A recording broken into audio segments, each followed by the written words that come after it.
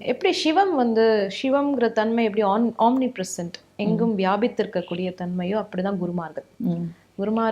குருமார்களும் சிவனும் வேற இல்லை. அவங்க சிவனே குரு நிலையில தான் இருக்காரு, குருவாவும் இருக்காரு.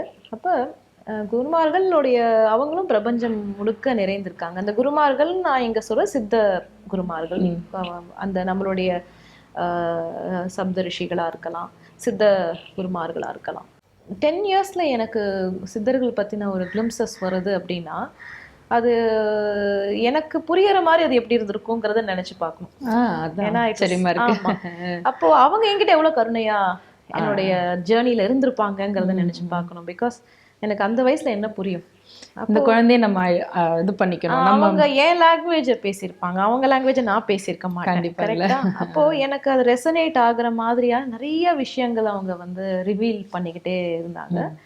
அந்த சமயத்துல ரொம்ப பிசிக்கல் பிரசன்ஸ் மாதிரி தான் இருந்துச்சு. ஐ கெப்ட் எனக்கு என்னை சுத்தி அவங்களுடைய பிரசன்ஸ் வந்து அந்த குழந்தைக்கு தகுந்த மாதிரியான புரிதலா தான் எனக்கு இருந்தது. இதுல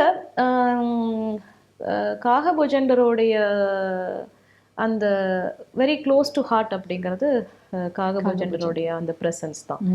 அண்ட் அது மற்றபடி எல்லா குருமார்களுடைய ப்ரேயர், சாண்டிங் இதெல்லாமே இன்டர் கனெக்டடா ஃபீல் ஆகும். அகஸ்தியரா இருக்கலாம், அண்ட் விஸ்வாமித்ரருடைய நாமங்களா இருக்கலாம். இந்த மாதிரி பல்வேறு குருமார்களுடைய நாமங்களா நம்மளுடைய சித்தர்களுடைய வழிபாடுகள்லாம் நம்ம சொல்றோம்.